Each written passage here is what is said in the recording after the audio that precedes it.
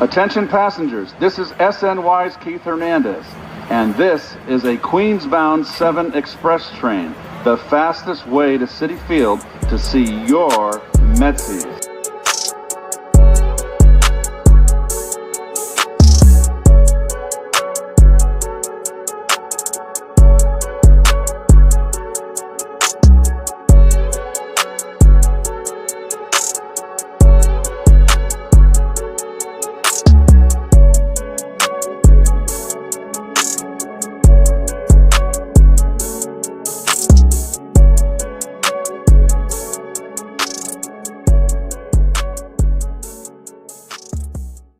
Ladies and gentlemen, what is going on? Welcome to another 7 Express podcast episode. I am your host, David from Top Bunk Sports, and I got my other guys with me, Chris, Amish, and AP. Fellas, how are we doing? What up?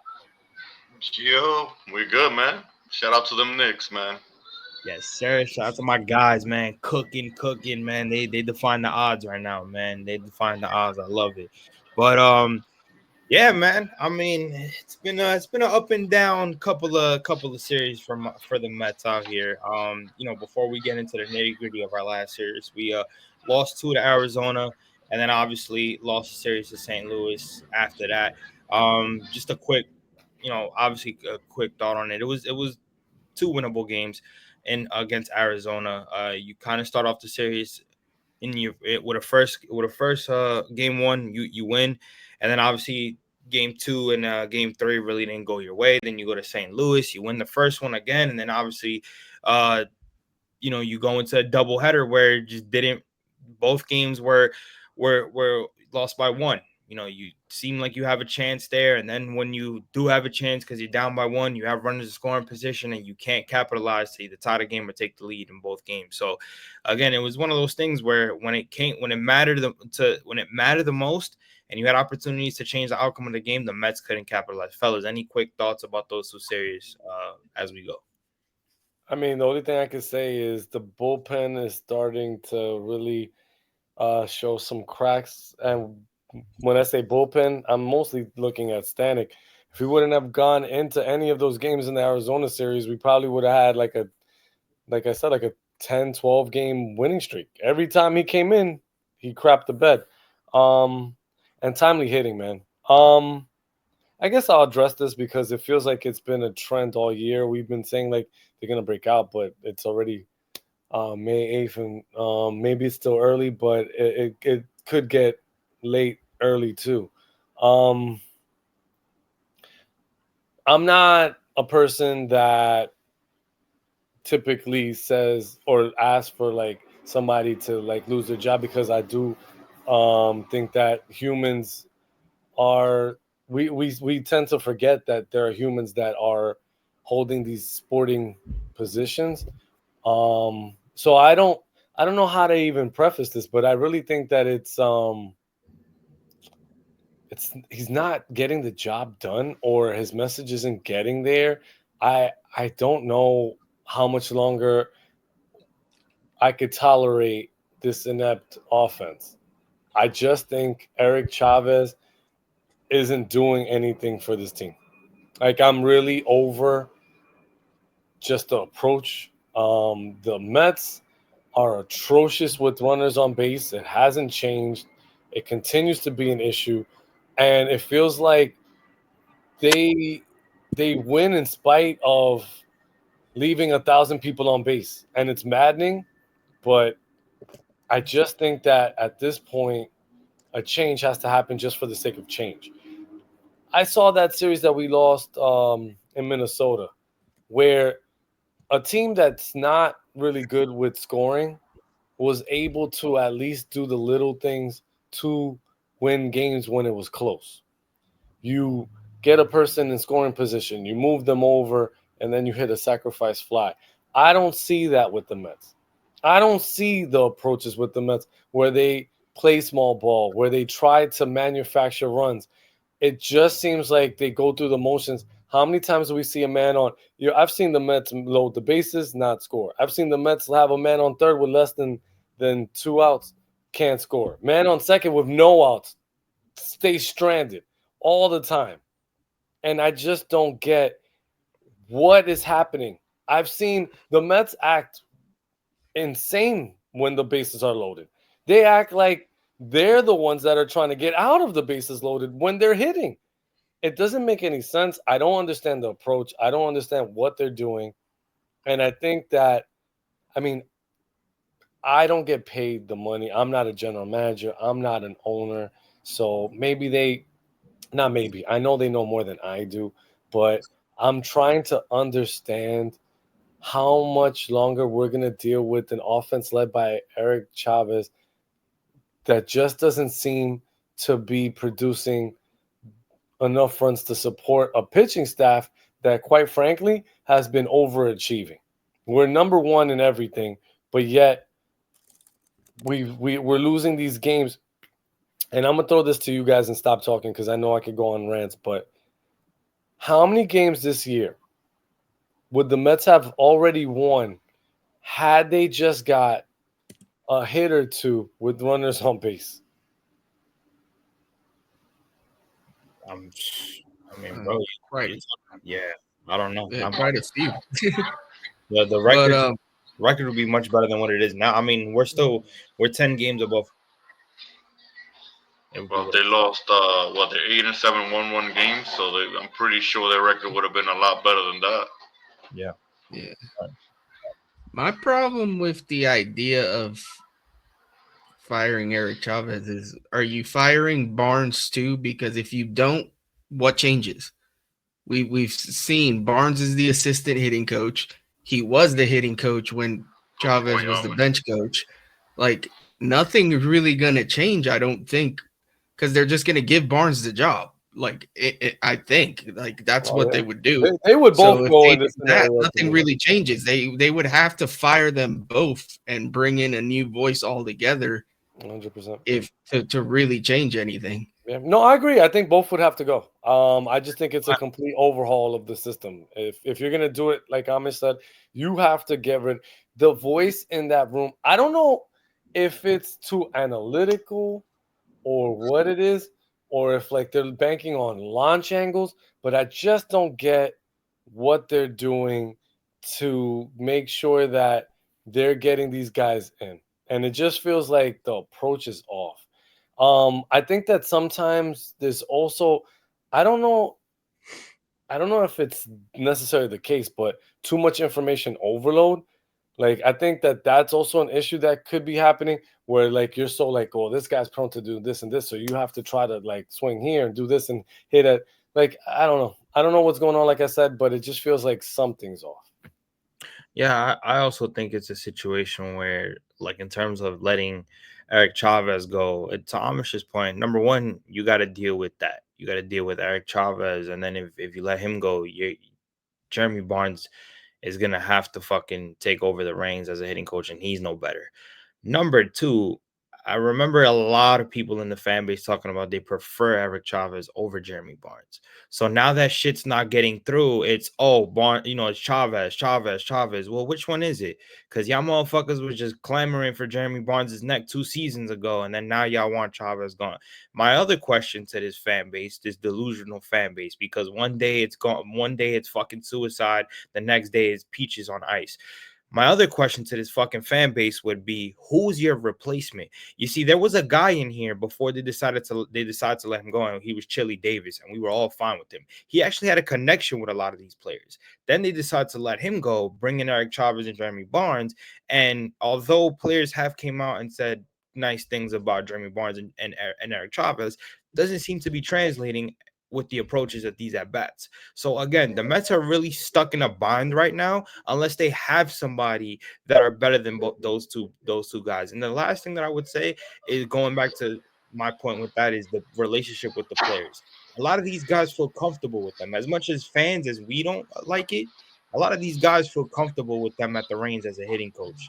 You've heard Lindor talk about them. You've heard Brandon Nimmo talk about them. There's a lot of these guys that actually feel like they're doing great jobs. So when it comes to the upstairs, maybe they're having conversation with some of these guys and they're saying, no, we actually like what Chavez is doing with us. We like the conversations that we're having. So that's another thing that, as much as we don't like it, they probably have a different outcome, and that they may not see it, but it could be hurting them based on the results that we are seeing at the plate with their approach.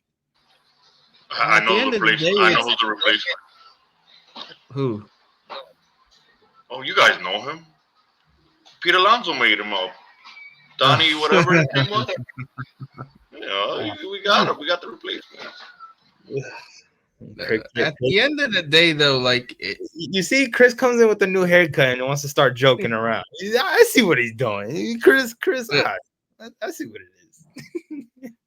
The hitting coach can only do so much at the end of the day, though. And yeah, it seems like the approach is a little lacking, but these guys got to execute. And I think some of it is, I mean, Pete's doing his thing. Lindor, for the most part, doing his thing. Soto's been inconsistent. We've seen that. At the end of the day, the bottom of the lineup has to execute better. We can't have Starling Marte starting games anymore. Like, it's not working. We can't have Jeff McFeeble playing over Acuna. Like, if you're gonna play McNeil, at least play Acuna, because the kid creates sparks and he does things, and he looks like he has a decent approach at the plate. Like, you've got to make, like, some of this is on Mendy too. Like, he's got to make, or whoever's making, because God knows who makes the lineups these days, a computer or what. But like, you've got to like make better decisions of who you're throwing out there on the field. And obviously the injuries don't help. Not that Jesse Winker was necessarily tearing the cover off the ball, but now that he's hurt, we got to see more of Marte. Why the hell he's hitting cleanup, I don't know. Like, I really don't understand that. But yeah, these guys got to execute, man. That we've got to find a way to get the bottom of the order to cook a little bit, because the top three guys just can't do it by themselves. Like, and Vientos hasn't really gotten hot either. Like, he's shown moments, but he's having issues. Beatty just got back. God knows what we'll get out of him. I don't know. It's tough. It's like, I still believe this lineup is gonna find its rhythm, but I'm done saying it. Like, it needs to happen at some point. We can't just keep saying, "Oh yeah, they're gonna come around." Well, it's May. Like, it needs to actually happen. Not that I don't believe it's not like gonna happen. It's just they got it's what's really frustrating is that we've seen glimpses. Like, they've scored runs in games. They've scored 19 runs one game. They scored 8, 7, 9 runs. We see it. The thing is, we just don't see it with consistency, or we'll see it at the end of the game and not throughout the whole game. Like, it's maddening at times. It really is. But the fact that they're doing this and still in first place and still 10 some odd games over 500, like, that's impressive. And a lot of that speaks to the pitching that's still been pretty solid, even though the bullpen has shown some tendencies to crack a little bit. They've probably been overused, but yeah, man, it sucks. Like, I don't think there is a one answer other than this guy's got to start producing. It's at the end of the day. Yeah, absolutely, man. It's crisp. Yeah, I mean, I agree 100%. Well, we are talking about the first two series, the last two series, Arizona and Diamondbacks. The first Diamondback, not the last one, just passed the week before. We look at home. Yeah, two, 3 hits away, we would have swept that series easily. Soto broke out that one game and hit two home runs, but guess what? There were 2 solo shots. The one game Soto looks like good, nobody's on base for him. So it stinks. Amish is right. The consistency is there. Like, they're not consistent. They scored 30 runs in 2 games, and then the next 3 games they score 5. Like, it's not there. And Amish is 100% right. It's the bottom of the lineup, man. And I don't want to be that guy, but ever since we call him. Shout out to Josh. We call him to McVolpe. That's what we call him now. McVolpe. Everything's back. I don't know. I thought we were gonna see some torpedo bats, but no, that torpedo bat not working for that guy, man. And Shout out to him though. Last game he, got his hit, and I don't know what's happened to his leg, but hopefully he's fine. But I'm saying like he came back and make hits, became make shits like nothing, bro. Like, and Acuna shouldn't be sitting down for this man. Like Acuna, you could see what he does. He steals you bases. He's hitting 300. He plays way better defense. It's like night and day.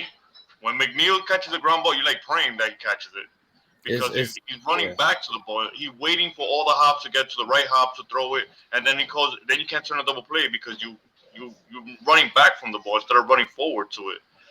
Not Acuna. Acuna is a natural shortstop. You can see the aggressiveness, and when he's catching the ball, like he's aggressive. He charges the ball when he has to, and his strong arm. And the kid deserves to play every day. McNeil, unfortunately, he's just that guy on the team. And until he starts, listen, if McNeil's not hitting 300, what else is he doing for you? What else is he doing for you? I don't know. I don't know it. At least for Acuna, he can steal you a base. He can pitch run. He can bunt. He can do something. He plays defense. McNeil doesn't do that for you. So that's a problem right there. Alvarez is coming around. I can't knock on him. Alvarez is hitting the ball the other way, and I like that. And hopefully they'll be more consistent.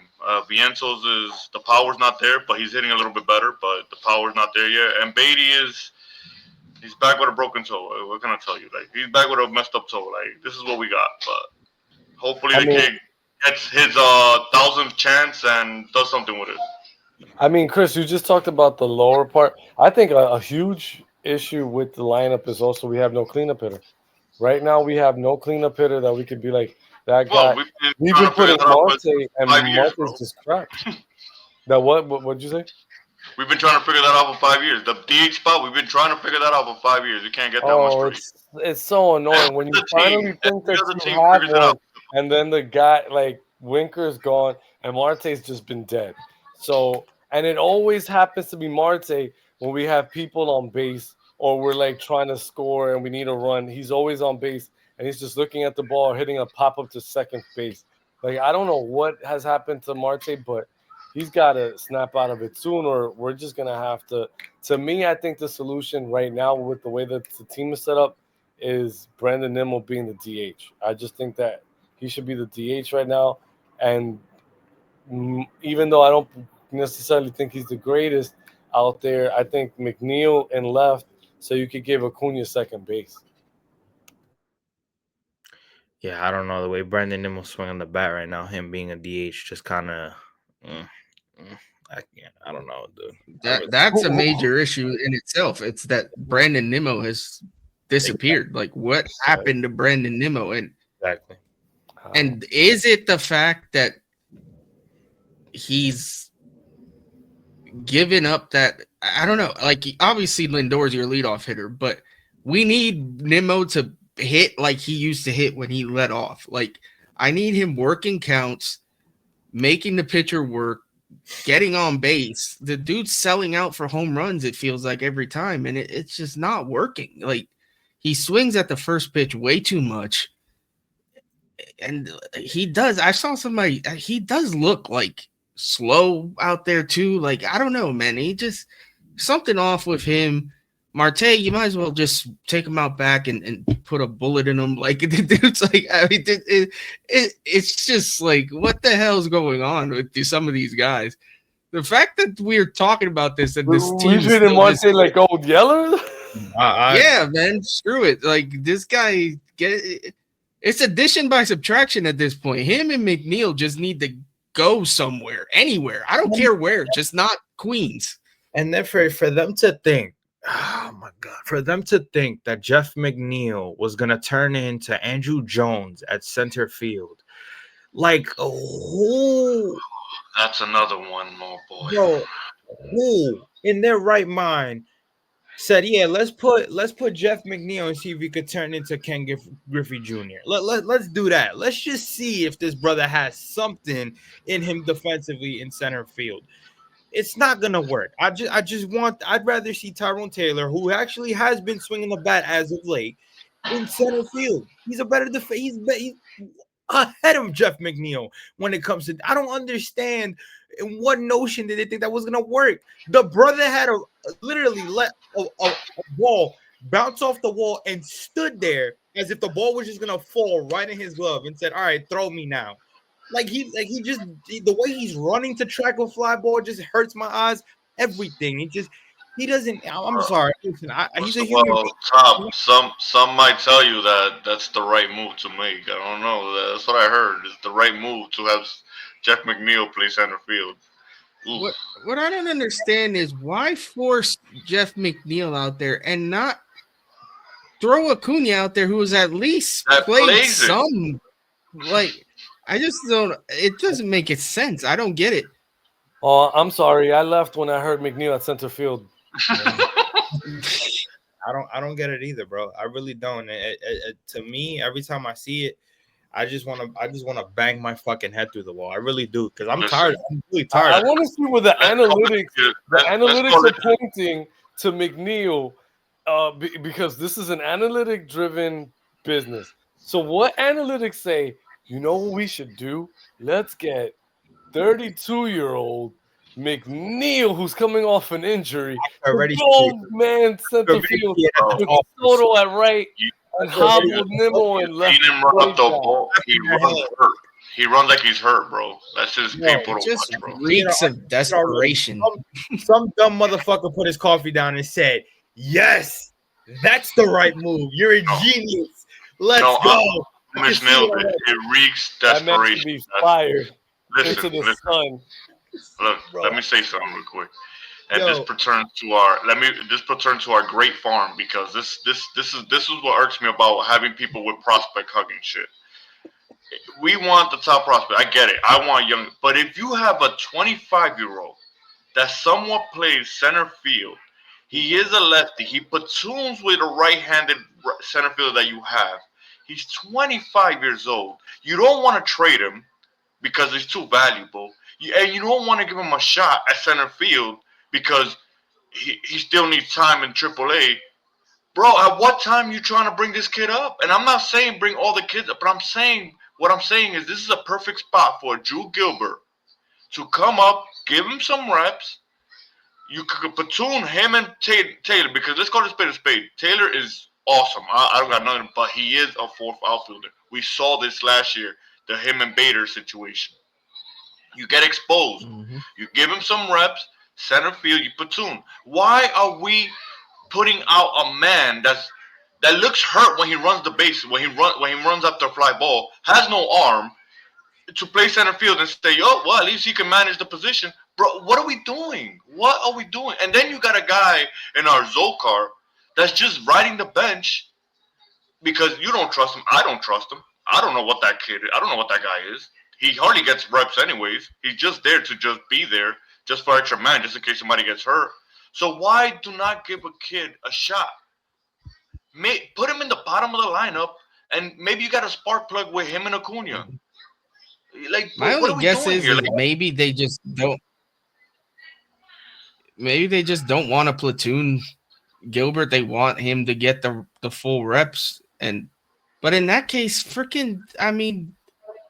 I don't know, man. Then try Demo at DH or do something, because this isn't working. And let's talk about another kid who, if anybody's banking on him saving us, I don't know. I hope he's bored in the minors too, and I know he's still rehabbing. But Ronnie Mauricio looks like dog shit in single A. He's hitting 100.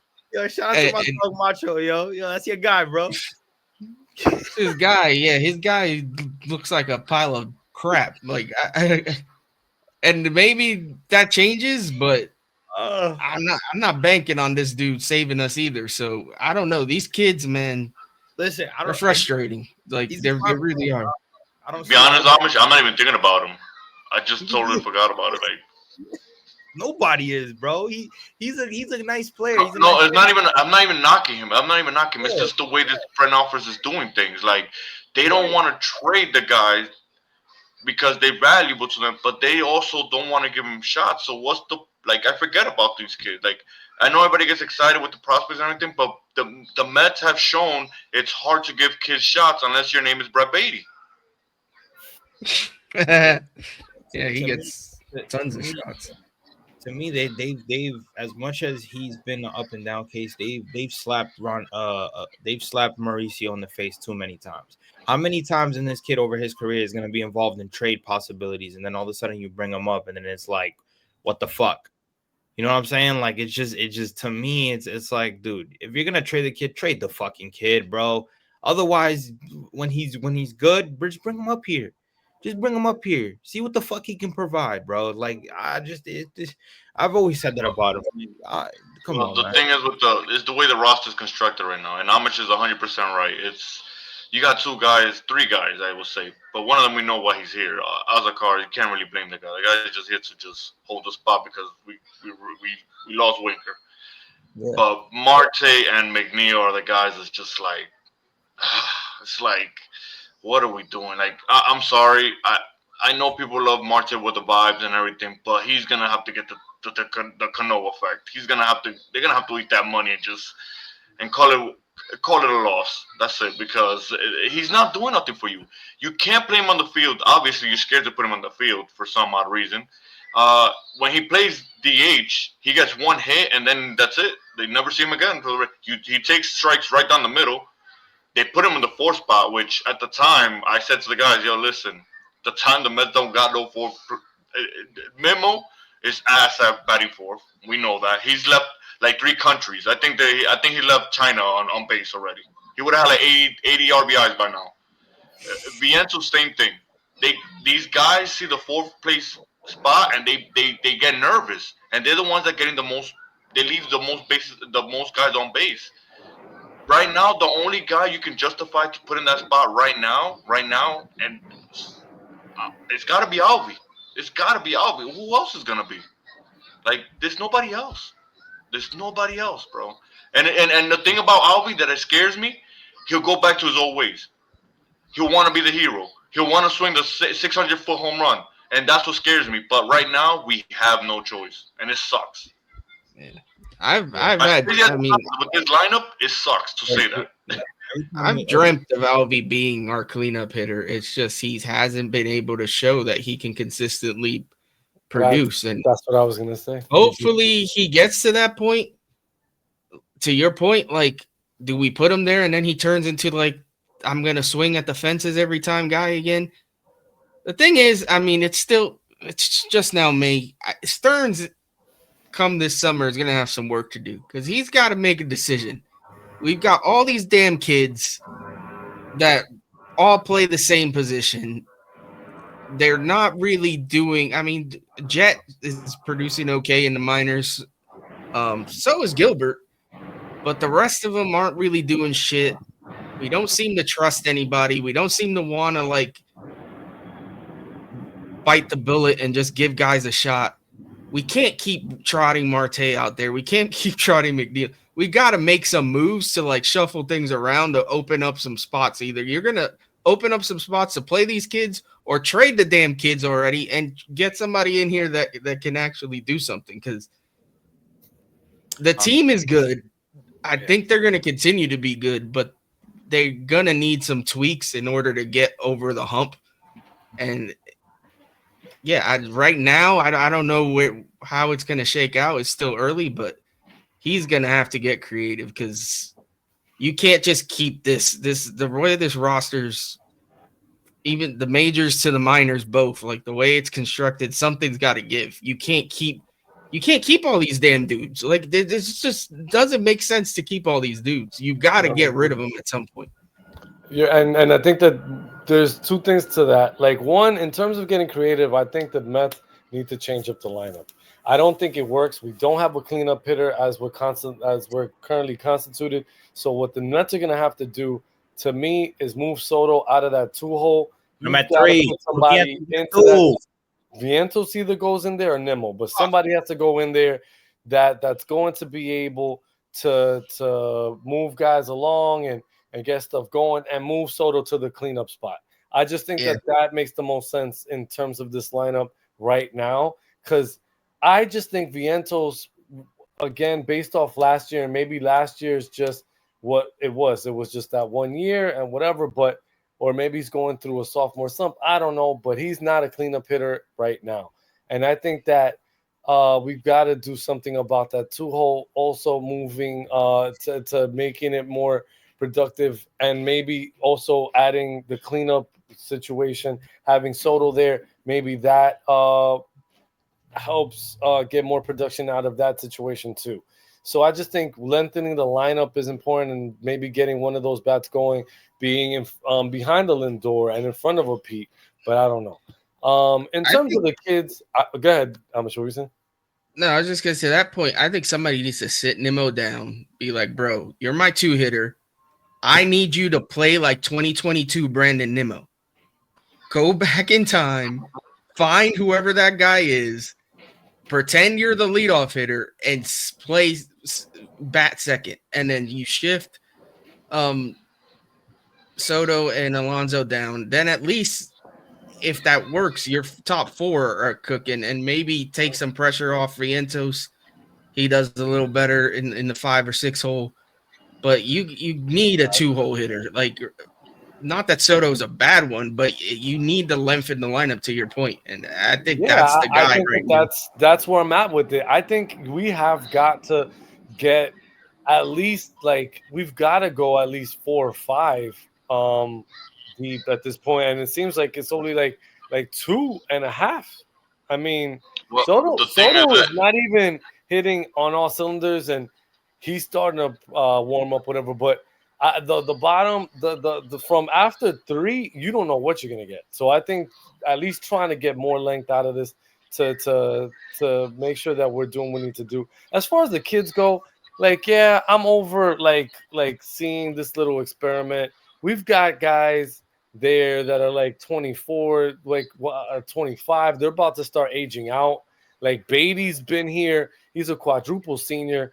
I think what the Mets should do right now, put like a little Syracuse pin on like the jersey, or just like put like a little sign that says Syracuse. Oh my hey, God. look, we're in Syracuse. We're not in Citi Field, and see what happens. Because all he does is kill. He's the Barry Bonds of Syracuse, but when he comes here, the dude is Jeff McNeil. So I don't know what to do. I don't know what to do with Beatty. I don't know. Well, there's 2 things the Mets got to do. That right there, what you said, AP. And when they see runners on, just tell them that there's nobody on base. Because when they see runners on, it's like they see a ghost, bro. They become ass, all of them. And another thing about Memo, we've seen glimpses of it. You've seen some at-bats that he takes a lot of pitches. He has these great at-bats. And then 2 at-bats later, he goes back to his own way. He goes back to his new way, which is the old ways, if that makes sense. But he has glimpses of doing, but he does it, how can I say, Memo is treating wherever he bats to do what he does different, different strategies. Bro, you shouldn't be like that. Keep doing what you do. How you got 680 million, 160, right? 180, what he got? 180, right? How you got 180 to doing what you do? Stop changing. You look like you put on muscle. You're going to run into some homers. We know that. But, bro, your biggest attribute is you getting on base. And you're not doing that. His on-base percentage is 275. That is disgusting. And don't let me talk about his batting average. Jesus Christ. He's on competition with Beatty. I don't know. Like, who's going to hit 200 first? Like, I don't know, bro. Like it's Memo got to get away from his, and I get it. They're telling him, yo, we need a power hitter, and he's done it the last couple of years. But your biggest attribute is being on base. You're more important to the Mets when you get on base, because we know you could go the other way. We know you could run into a couple of bombs here and there, but you just going for the fences is not going to help us, because you leaving 50,000 people on base, and what's the point of that? Like, what are you gonna do when you hit a pop up to second base and the runners don't score? Then what? They changed his whole dynamic. He was never I don't need you to be 20 home run, 220 Brandon Nimmo. I need you to be the guy that hit in the 270s and got on base almost 40% of the time. That's the guy I need. 100%. They And I changed. think that comes at in the 2-hole. I They think if we change up his approach, because I think that they're telling this dude, you need to, a cleanup hitter profiles around 20 to 25 home runs. Well, in Change his that. head, yeah, that's what I they need tell him him. to get That's on what they base. tell him. Yeah, we need him to get on base. We need him to do the little things again. And I think that's what's annoying me about that right now. They got a tough decision to make because honestly, like I said before, I'm fine with Brandon Nimmo being a number 2 hitter if that's gonna help this lineup and it's gonna help him as a player. But I'm also looking at Vientos and it's saying if you're helping Brandon Nimmo, you're not helping Mark Vientos. Because if you're 1, 2, 3, and 4 is Lindor, Nimmo, Pete, and then Soto, and then Vientos doesn't succeed as a number 5 hitter, he's fucked. And the same thing goes for Brandon Nimmo if you put Vientos as a number 2 hitter. Now, personally, I would like to see Vientos as a number 2 hitter, but then as we're talking about the Nimmo situation, it's a lose-lose situation for the two. So they got a situation on their hands with that, man, because Vientos, ever since he was moved down in the lineup, has not been the same. And I've always said that I don't look at it as a sophomore slump. I look at it from the fact that the brother knew what he was doing as a number 2 hitter, and you saw it last year. And then for him to drop all the way down, fucked him up. And Brandon Nimmo kind of saw something last year when he was a number 3 or number 4, and obviously you're not going to put him back there because of Pete, but it's like now he's kind of slumping, so it's kind of like you're in a lose situation with that, and I think they're in a tough spot with that. They got to figure something out. Well, the only thing I say about Vientos is that it seems like in his career, if you look at his numbers in the minors, he always turns it up in May for some odd reason. He having the Lindor effect, but Lindor dropped that issue this year. But if you notice, when he came up last year, he came up the end of May, right? And he came off with a bang. Well, that's because he was look at his April that year. It wasn't that great. So I'm gonna give him a little bit more leeway. He is hitting a little bit better. His power's not there. I'm not gonna say that it's not disappointing, but he'll come around. I think. I believe in the kid.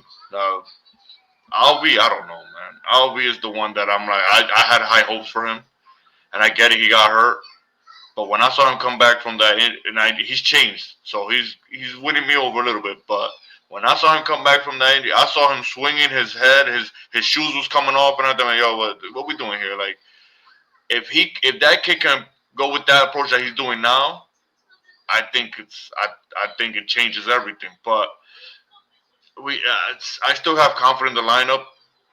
These guys will turn around because I trust the first top 3 heavily. Like those 3, like I trust them. Like those 3, right? Especially the way Lindor has started. Let me put this in perspective. Lindor last year hit like what 110 in April. He finished hitting 275. This man's about to hit 500 for us. Like he's hitting 300 right now. Like I like how the math is mathing. Okay. It's crazy, right? Like it's crazy. Yeah. Like he went up 200 points from 100 to 275. No, this was, I think, I know definitely his best start as a Met. I almost want to say his best start in his career. No, it is. I think it is. It might be. He had a couple decent starts in Cleveland, but he's always been, for the most part, a slow starter. Like he's never been a guy that produces in April. And bro, if he finally figured that out, like that was his one thing that he was bad at. That was it. It was starting his season slow. If he's finally figured that out, watch out. Like he's gonna be get out the way. Get out the way because this man. Think about it. He has 27 home runs, or 24, I think.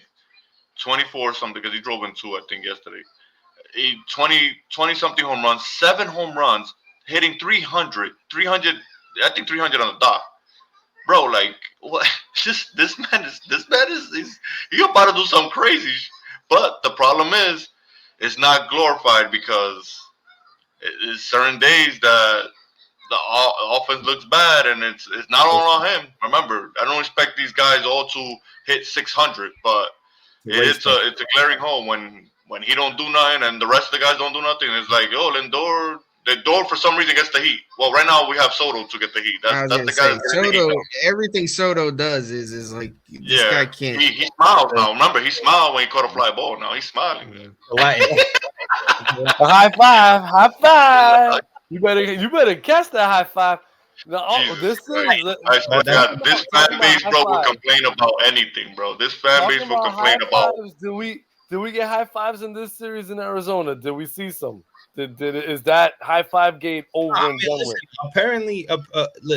Apparently Juan Soto and P have beef. They don't like to touch each other, and I would hope not. That's all I it's gotta say on that. it's No, like no. You know what it is? I'm gonna tell you exactly what it is, and people don't want to say it, but I'm gonna say it because it's the truth. There's some people in this fan base are jealous of what he did last year, so they need to justify to their Yankee friends that he's hey, happy here and he's happy with Pete. And if they don't see a handshake the same way they saw with Mr. Judge over there, they need to complain about it. That is the Chris, truth, and that is the awful truth that people think like that. And I never understood that, and I don't understand what this fan base wants. I thought it was all about winning. Soto said in the press conference, "It's about the W. It's about the wins." What are we talking about? This place The is in problem first. This is, team is in first place. I'm gonna say yeah, before Amish goes, I'm gonna say it for you, so you ain't gotta say it. Niggas are weird. I'm gonna just say it. People are weird. If your attention is to be like, yo, he hit a home run. Did he handshake with Pete? Nah, he didn't. Nah, that doesn't feel right with me. Nah, I can't deal with that shit, Because bro. they're comparing to other people. The people Oh, trolling them, and then I was gonna say the oh, problem is these the Mets fan base a good portion of it is taking the bait from the Yankee fans. The mm-hmm. Yankee fans are trolling the fuck out of us, and if you're smart, you just let it go. But yeah. the people that listen to the Keith McPhersons of the world and let him like put your focus where it doesn't need to be, like, don't listen to that man. Don't listen to the trolls. They're just looking for a reaction, and you're They're giving it to still them. coping. You're They're giving still them what they coping. want. Just And stop it. here's a message that I have before AP goes, because I know he put on his mic. Here's a message to all you Met content creators that want to be going on Yankee content and start trolling. Yeah, y'all the same motherfuckers that be clowning them for coming at us. Y'all look stupid. I just want to say that. Y'all look very, very stupid. The same motherfuckers that go on this app and talk about, yo, they're the little brothers. They're watching us.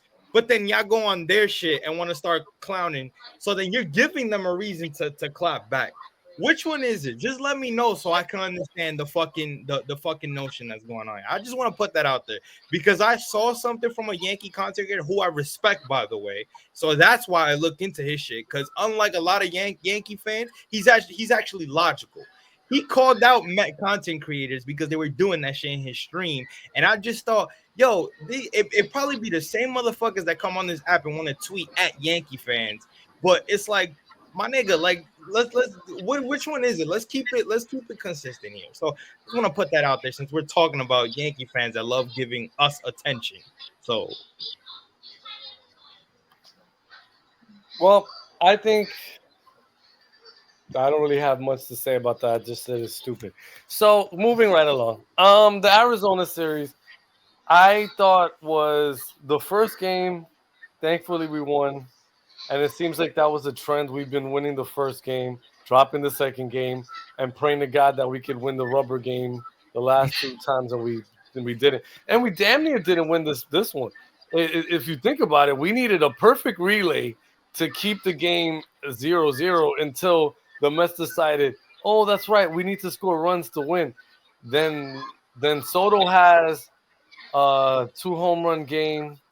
And shout out to Mets Twitter, there you can get so much reliable sources. Like we all see Juan Soto as Jason Bay. All right.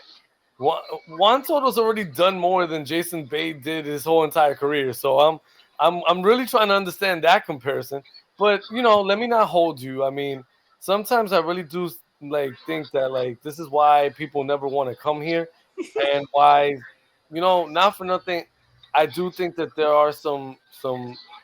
I don't want to always go there, but it's hard to not see kind of like signs of whenever a star, and the stars have happened to be Latino for the most part, but the Latino stars, when they struggle a little bit, the pitchforks come out, but you don't see the same like vitriol for some of the other people that come on this team. So I don't know. I don't know what's going on with that. I think that it's a little disheartening, but it's neither here or there. Soto is hitting with an OPS, and this is supposedly struggling over 800. The guy has 7 home runs, tied with Lindor and Nimmo for second on the team, only 2 behind Alonso. He's hitting He's hitting above 250, and he's had streaks where he's been on base. I mean, yeah, he's not hitting, but he's getting on base. If you look at all of April, the guy was on base almost damn near every day. Is he hitting for RBIs? No, but I don't know if he's necessarily getting pitched to get RBIs in the first place anyway. So I don't get where you could say he's crap, because I mean I don't get that. I think maybe people's expectations may have been too high, and sure he could do a little bit better, but he's a bust already. 1 month into his 15 years, like he's already, that's it. He sucks. We're done. So that's how we're gonna treat every guy that we sign. Let's give him 1 month and then judge him for the rest of his life. Like Well, let's Lindor, Carlos Beltran, all these guys that come in here and it's their first year. It takes an adjustment. It's not the easiest thing. Even Soto came out and credited Mendoza for helping the transition be a little bit easy, but it's not easy. You got to get used to. Even if you were on the Yankees, like it's hard to transition to another team because you still got to get used to different things and even like different dimensions. This isn't a bandbox park. This is a pitcher's park. This park plays very fair, and it's harder to get those home runs that you would get in a lot of the bandboxes. So I never thought that the guy was going to come in here and hit like 45 home runs. I thought 30 home runs, 100 something RBIs, and an average of like, 280, 290. And that's good. And I think he's on pace for all of that. So I think that people need to chill out. I think that we can't attack Soto and not look at the entire team, because where's everybody else at this point? The Mets would be dead if it wasn't for Pete Alonso. Let's keep it 100. Pete Alonso has been the only real constant. So thankfully he's done his thing. But we've got a lot of people to call out before we call out Soto in this lineup. How about we get some hits from anybody from 4 to 9? How about that? Jeff McNeil, who's been here forever, he comes back and it's like the chemistry falls off the face of the earth. And people want to give him a pass, like, well, he hasn't been here and whatever. Fine, then how come we don't give the same pass to Soto because he makes $750 million? Because of that. I mean, that's the biggest reason, I think. But I mean, so what are we gonna do? So not for nothing, the best hitters fail 7 out of 10 times. So he's failing at a 7.5 clip at this point. So I just think that like he's not far off. He's had a lot of success lately. He's batting to an OPS over 1,000 in the last few games. I mean, let's just chill out with that. But I would like to say something quick. Yeah, go ahead, man. You know how you're superstitious, right? You say you're superstitious, right? Yeah. You know what I did yesterday? I was trolling the shit out of Soto. And nigga hit 2 home runs. You know what I'm gonna do tomorrow? I'm gonna troll him every day. I'm gonna troll him every day. He's gonna probably hit 2 more. I'm superstitious like that. But I'm joking, man. The man's doing good, man. I'm not worried about Soto, man. It's all fun and games. Everybody else who's really serious about it, it's just nuts. let's just call it what it is. There's a lot of uneducated idiots in this fan base. That's just the way it is. There's just a lot of uneducated morons in this fan base, and they just listen to the idiots on the radio or they listen to the trolls on Twitter, and then they just feed into it, and it's nonstop. I think I agree. the only thing I could think is that if that's not it, and you actually think there's a problem with Soto, they must be just thinking back to his days on the Nationals, and he used to come to Citi Field and just break nonstop. Hello. And maybe that's what they expected. They just expected Superman to show up at Citi Field and just never make an out. And I mean, that's unrealistic, but again, people are not that smart. I mean, he The has guy's 7 home not runs having a right bad now. season. He's just not been like, he hasn't gone on a hot streak yet, but No. he's not have been bad at all. And the Mets right now have played 38 games. So the Mets are 38 games. He has 7 home runs. So at this point, he's on pace to pass 30. So I don't think that anything that he's doing right now is necessarily awful. I think the things that have driven me crazy right now are like he's hitting to a lot of double plays and a lot of like weak contact, but he's been hitting the ball like they were showing, and it's crazy because Nemo has a stat similar to this too. They're hitting the ball like off the bat 110, 120 miles per hour. They're just hitting into bad luck. Like the Mets have had some Soto's really hitting a lot of bad luck so far this year. Yeah, I was man. just about to I've say. never seen that before. They're hitting rockets, and the people are just there like that. Let's not forget the Cardinal series. Like he did hit a home run. It just robbed him. Like And I he just got hit a robbed. home run. Let's call it a spade a spade. That was a home run. It's just the man made a great play and caught it. That ball was And in the air forever. But yeah, but so just going it into is what it is with him. yeah, going into this Arizona series because I do want to like touch on it because you know we wanted to review it in this series. Soto obviously had those 2 home runs. Lindor did his thing. Enjoyed him. We had the pitching. Griffin Canning. I can't speak enough about this man. Griffin Canning has been an absolute godsend. The guy just goes out there and just does his thing. Like he's won 5 games. His ERA is 2.50. A guy that was DFA'd and left for dead. And he comes in here pitching lab just awesome. Shout out to the Braves. Shout out to the Braves. I said we have Nunez comes in that first game and scares the crap out of me, makes me stay up till past midnight. I blame you, Nunez, because I was tired the next day at work because I was ready to go to sleep, and then I had to stay up and watch until the ninth. But Diaz came in, thankfully closed that out. It's like we have no pitch. I was in terms of that, Lindor definitely helped us out that game with that late home run. And I think that the Mets put it away late against Arizona's bullpen. But Lindor, I think like that insurance was definitely necessary, and Canning did his thing. Game 2, Peterson didn't pitch great.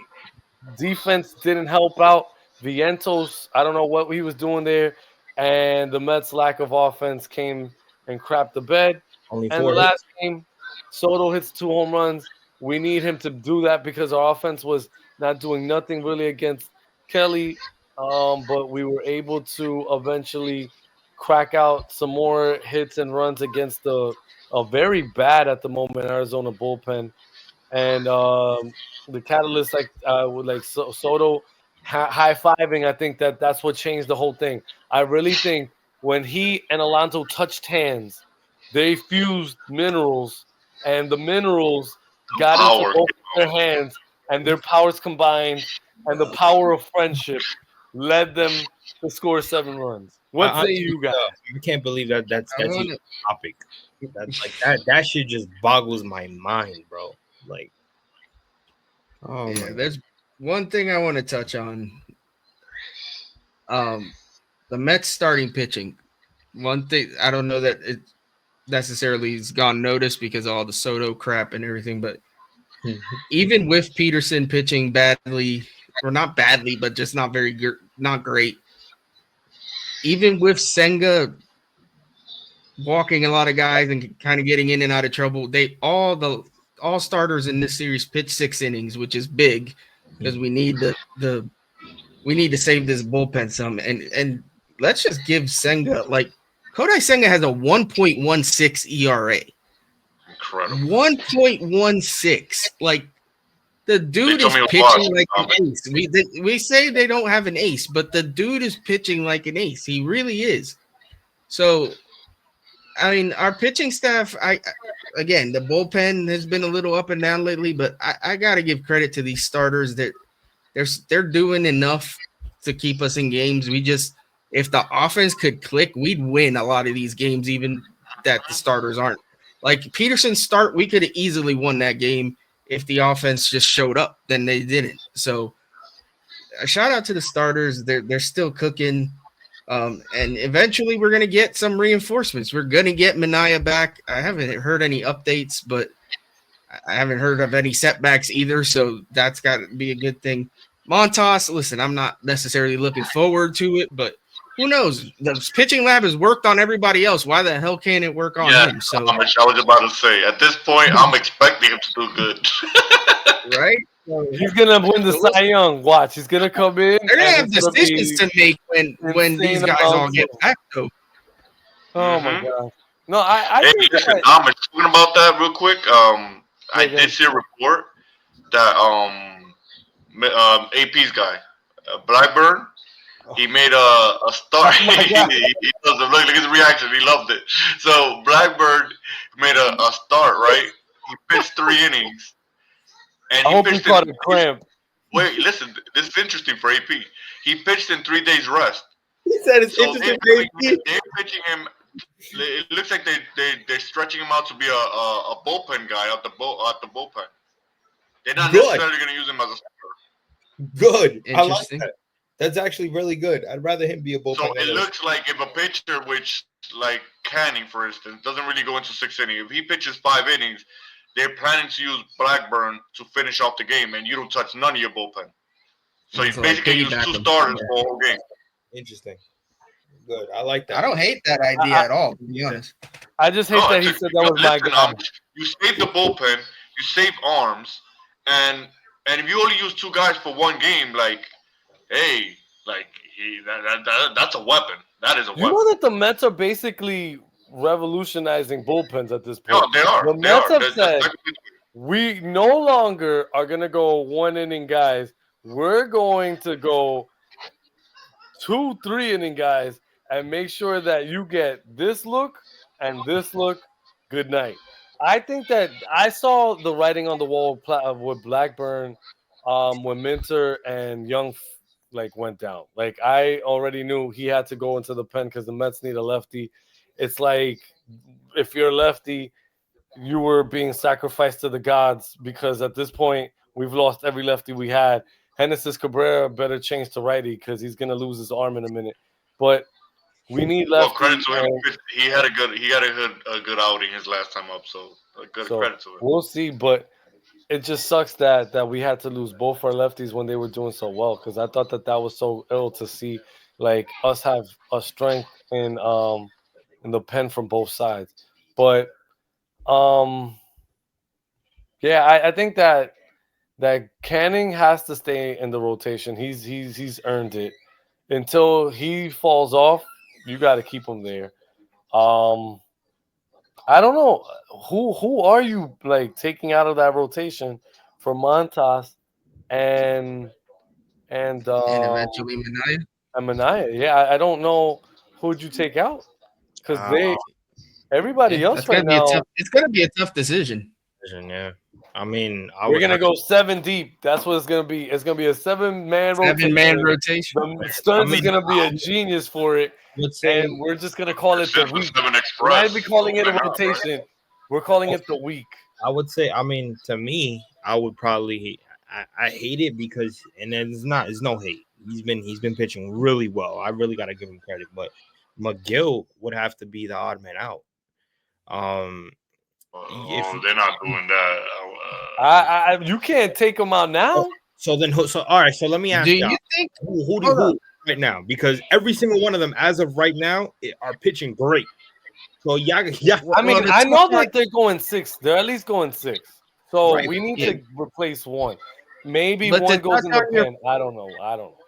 To touch on your point about lefties, AP, what if they put Peterson in the pen because he's a lefty? Okay. I mean, we don't got one. I mean, I wouldn't necessarily do that, They did but it last year, but I think they did it in the playoffs, and he didn't do bad. Like I don't know. Maybe that's what we see them do. I don't know. Maybe. I don't know, man. I like him as a I don't know, man. I also have to see Montas pitch. I'm not trying to give him the reins just off like a contract either. Like if he goes, man, I just hate the fact. Right. Like I don't know. Like this is what sucks about inserting like specific players back from injury because I feel like the Mets had a real strong chemistry, and then they brought in Alvarez and McNeil, and then things kind of like fell off a little bit. I don't know if they necessarily righted the ship right now, so I don't know. I don't know what to tell you, but that's going to be an interesting, and I guess that's going to be something that the team is going to have to agree on. But I hate the thought of taking a Canning who's actually pitching But give very credit well. to the Mets pitching. They've been pitching so well that this is the discussion we're having. I saw a chart that the Mets have like the ERA leaders. The Mets have like from the top 25. The Mets have all of them on their top 25. Like they're on top of everything. Like our worst pitcher with the highest ERA is David Peterson with a 3.2 something. Like it's absurd. Like Clay Holmes has a 2 something ERA. Clay Holmes, reliever Clay Holmes is a starter, and now this is Griffin like Cannon, I'm 2 something. Kodai how much nailed it. I mean, said it. Kodai saying a 1 point, like you know what I'm saying? Like it's absurd what they're doing. Now is it sustainable? I don't know. Remains to be seen. But we're in May and they're still doing it. Yeah, and that's why I don't want to take away about from it being sustainable though. Is that none of them are really even dominating necessarily? Like they're pitching just good, regular. They're just doing decent. So I don't see why they can't sustain it. I mean, I know Senga loading up the bases and walking the whole thing is not going to sustain my heart, but we'll see. What I love about Senga though is that when he walks, he gets out of trouble, bro. Like he has that weapon. Yeah, he knows how to pitch out of it. There's certain people like, and I don't want to knock him because he's been pretty good, but lately his last outing was not that good. So I know where Top was heading with the McGill thing, but he's the one that always tells. Every time he gets to the fifth inning, he has that one inning that he gets 2 quick outs and then he starts walking everybody.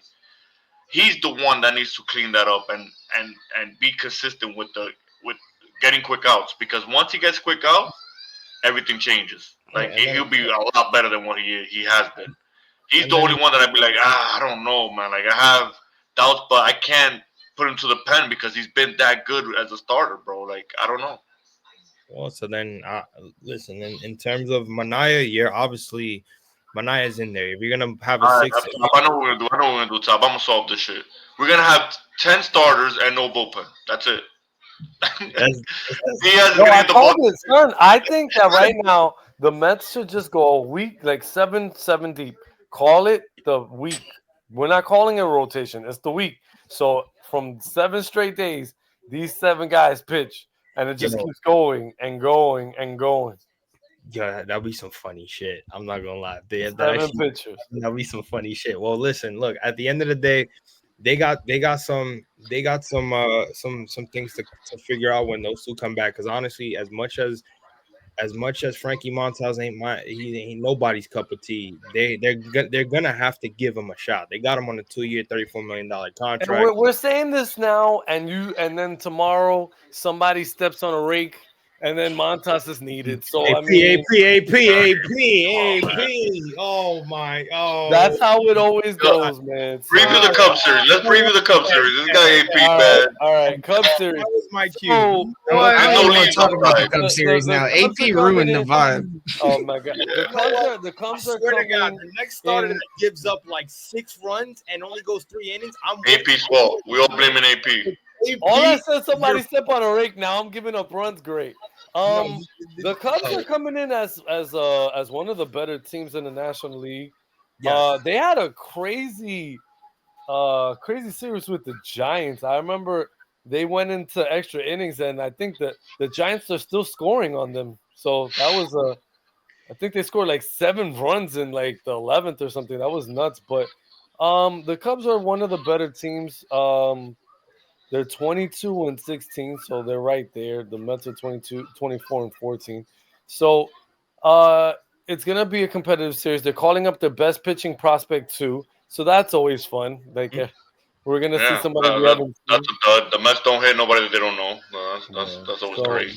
So and Clay Holmes gets the first crack at them versus Talia, who's having a decent season too. So I don't know. This is gonna be interesting series. McGill gets it looks like the rookie, and then it's Boyd who's having a good season also versus Canning. The pitching matchups almost look even at this point in terms of like the ERA and everything. Maybe the Mets have an advantage on Saturday, slightly because it's a new kid and who knows what he's gonna throw. But this is this series isn't gonna be a cakewalk. We got that like home cooking, and we got an early game on Mother's Day at 12 o'clock. I don't know. I don't know if I'm feeling confident. The Mets haven't really been hitting, so I don't know what to make out of this. I feel like this is a swing series too. I would like to say two games. I really don't know. I really don't know because I think that the Mets have to figure out ways to put runs together, and I think that that's been something that they've been struggling. If the Mets can get timely hits, then yeah, they could take the series. But if they get shut down and continue going through the motions, then this could be a long weekend too. Yeah, I could definitely see that it going either way. I think they could win 2 out of 3. They could lose 2 out of 3. I don't think either team is sweeping the series. I think the key is, I mean, for the Mets, it's simple. Their pitching has been solid enough. They got to be consistent with the bats. If they can hit consistently, they'll win the series. The other thing is you got to neutralize Pete Kerr Armstrong. We gave this dude to the Cubs for Javi Baez, and this dude is that's gonna happen, bro. You got to neutralize this kid because he's super fast. He's playing great baseball. You got to find a way to keep him off base because that dude scares me, and he's got a beast of a glove too. Like it sucks that's the guy that we traded away. He's gonna try to stick it to us, Amos. He's gonna try to stick it to us. Motherfuckers in his fan base told me he was ass. So I don't know. It's not, well, they'll tell you everybody's ass. To be honest, our track record with kids isn't great, so I could see trading him at the time. Javi Baez did do well for us, but yeah, exactly. Like at the time, bro, it sucks to not have him on the team because we could use a center fielder right now. Thank you. That's exactly what I was heading. Like right now, hindsight 2020, we're missing a center fielder, and he is one that could have done both things: hits and play center field. But let me not 4 years ago, let's not all act like we weren't shaking our asses when we saw Javi Baez to the Mets. Like I was one of them. And you gotta call it spade a spade. We got Trevor Williams. Nobody talks about that. How big was Trevor Williams for us the next year, following the next year, in the 2022 season? He was locked down for us, so I can't really knock the trade. Hindsight 2020, like 4 years later, yes. At the time, you think about it, if you would have known the future, be like, damn, that was not the move. But when it happened, I didn't care. The kid was a rookie. I don't know what rookies are, bro. I never know what prospects are. The Like, only reason why I said what I said that was because before he got traded, he was projected as a really good prospect. So putting him in that package deal was kind of like a desperate move for the Mets in a sense, where it was which it kind of was. which it was, because at the time it was kind of like where if they were gonna make the playoffs, if they weren't, like they were still battling with the wild card. So it was kind of The like a problem with that move when it happened is that, listen, yeah, Bobby Baez played great for us when he came in, but at the same time that happened, we lost Jacob deGrom, and that screwed Mhm. us. If And we had been able to keep they kept that away from us. They kept Yeah. that away from us, bro. they did. That's what happened. So hindsight, you probably don't make that move at the time. I mean, it is what it is. It's just it sucks because that's the one. Of course, it's the one time that one of our prospects actually fucking decides to become something. I know, right? But it is what it is. It couldn't be Fernando Martinez, right? It couldn't be that guy, man. But Right? whatever. well, listen. I guess we did get over. We traded Kelnick, and he ended up being ass. So I guess. Yeah. So Well, to I your mean, point, let's not forget we traded our number one prospect, Ahmed Rosario, and Andre Jimenez, and it turned out pretty great for us. So Yeah.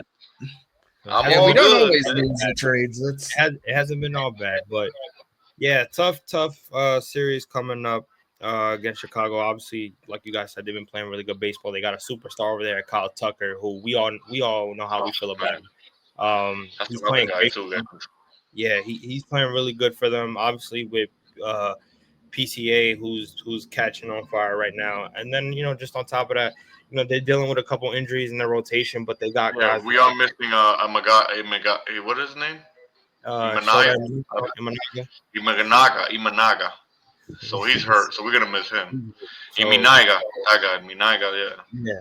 So he's hurt. So they obviously got a couple guys from their rotation and from their pitching staff that are hurt, but they got guys in there that are pitching well as well. So they got a couple things going for them. I personally could see this in a situation where the Mets do take 2 out of 3, just because when they do play a good team, they end up playing good. Mm-hmm. Like when they play teams that are at 500 or below, they end up playing like and down at home, at home. And I wanted to add to this. We were giving a lot of props to the Cubs. Let's focus. If we're focusing on the Mets, somebody that seems to be heating up is Soto. So if Soto's going to carry us, maybe he could carry us during this Hey, series. And remember the last time he was home, he hit 2 home runs, and his last game he hit 2 home runs. So Bro, there we go. Nothing would be sweeter than a hot Juan Soto getting hot right now and going into the Bronx and just lighting them up. Like that would be the greatest freaking I'm thing. telling you right now, I'm gonna give y'all a warning. If that happens, y'all don't want to do a series live with me. All right. Before we get into that rant, we'll And then probably right now- end. But I do want to say, I promise you, it's not a rant. It's all just right, no. I wanted to say this though. Before we get I there, hate that MLB came up with this bogus DK rivalry week. Who says that the Yankees are our rivals? I saw that the Pirates are the Phillies' rival. What? Like, No. this doesn't make any sense what these people are doing. Listen, and it's I live out here. The Pirates, like Philly, the cities have a rivalry just because they're very different. Pittsburgh is like very blue collar. Philly's just crap. So like the cities, the people have like a rival, but their teams have nothing to do with each other. Like nothing. Maybe the Pens and the Flyers in hockey, but baseball, like nobody in Pittsburgh gives a flying fuck baseball what the Phillies are doing. Baseball has to do a thing. Like, if you're gonna do a rivalry week, right? Wouldn't it make sense to do a rivalry week where it's actual rivals, like like the Yankees and Red Sox, the Mets and the Braves, Mets and Phillies. Yeah, like the Giants and Dodgers. I know there's the Mets like podcast. that. I mean, who are the Pittsburgh? Who are their rivalry? Has Pittsburgh so even developed a rivalry? Oh, I got one. I know. The Pirates are so bad they don't have a rival. No. The Pirates do have a rival. Who? Their owner. Their owner. Hey, talk about that real quick. Play the What they ownership. did today. What they did today. Look, listen. This is what I have a problem with MLB teams like this. The Pirates fired their manager because I don't know. I don't know why. Because they're not winning. What did the manager have to? Is you in the front office aimed this team? Like, what do you thought that post games and Tommy Pham was gonna win games? I want to know what the expectations were. What were their In expectations? fairness, though, he really is a bad man. Like he really was like really bad. Yeah, it was that bad. Yeah, he was bad. Like everybody hated him. But Everybody what were wanted him the gone for expectations, years. though? They just waited way too long to do it. But whatever. The Pirates are 12-26. Well, shit. I mean, it's 12-26. I don't know. The only other team that's doing worse is Colorado. But Yeah, That's another one. Fucking Christ. Oh, Tune boy. in for when I start the Pirates podcast. there you go. Oh, that'd It's be, gonna be that'd called be fun as shit. The Pirates Are Amish by Booty. himself. Just leave Amish by himself, just talking Pirates content. I would fucking you get. gotta go through that one, man. Oh boy. Oh shit. Think about that. What's funny is I'm not even remotely a Pirates fan, but just because I'm close, so I know and I know some You in the people. game there, No, man. but Amish, if you do it, you gotta dress up like a pirate, though. Oh, I man. can do that. You gotta have a parakeet. I'm just gonna do a one-off episode, just dressed as a pirate. If I go to That would have been good stuff. I ain't gonna lie, that would have been good. The eye patch and everything. The Pirates are trash, matey. Arr. On that note, that's a I great think idea. it's time to wrap it up. Hashtag free Paul Scheme. That is a great idea, actually. Hashtag free Livy Dunn. But Right? that being said, we will catch you guys on the next video. Thank you guys for tuning in. We appreciate the support and the love and all the likes and retweets, man. Without you guys, without all the Met fans, all the Met content creators, this would not be possible. So shout out to you guys once again. This will be posted on YouTube. All the links in the description to my guys' profile, social media profiles will be in there. So make sure you guys give them all three a follow, man. They take the time out to make this happen, man. And yeah, man, we just out here talking about the team that we love the most, man. And it should be a fun series. Let's go, Knicks. Let's go, Knicks. Wrap it up, Knicks. Let's go. Let's go, Bucks. With that being said, it is your guy Top. My guys, Chris, Amish, and AP. We are the 7 Express podcast, and we will catch you guys on the next episode. Peace. This is SNY's Gary Cohen, and this train ride is over. This is the last stop on the train. Please exit onto the platform. Thank you for riding with us.